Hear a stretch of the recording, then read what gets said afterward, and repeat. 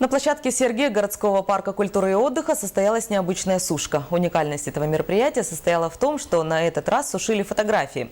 Участие в фотовыставке мог принять любой желающий. Фотосушку посетила Анастасия Данилова. По словам организаторов, на первой выставке проявили интерес около 300 участников и было представлено около 500 профессиональных и любительских работ. Сейчас количество фотографов в нашей столице увеличилось.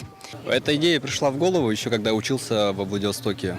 Там каждый год уже устраивают такие фотосушки. Суть акции состояла в том, что любой участник мог повесить свои работы на веревке с помощью белевых прищепок.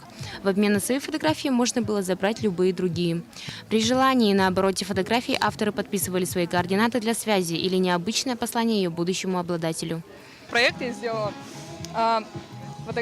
где-то 10 фотографий своих ног, но в разное время года, в разное время суток.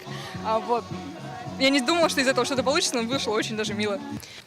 Такие мероприятия навевают теплые эмоции по давно забытому времени. Ведь когда-то было, что еще наши родители проявляли и сушили фотографии в темных комнатах. Это и явилась идея для проведения таких акций. Теперь сушка – это популярный международный проект по обмену фотографиями.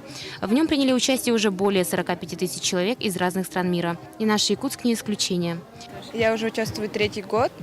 С первой фотосушки. Почему решила? Потому что люблю фотографировать и хочу делиться своими фотографиями с людьми. Тематика фотографий была абсолютно свободная, а участвовать в мероприятии могли все желающие, независимо от возраста и уровня профессионализма. Организаторы заранее предупредили зрителей взять с собой средства от комаров и хорошее настроение. Бесплатная раздача сушек, приглашенные диджеи и харизматичные ведущие создали приятную атмосферу, а авторские фотографии не могли оставить равнодушными наблюдателей. Анастасия Данилова, Василий Слепцов. Новости столицы.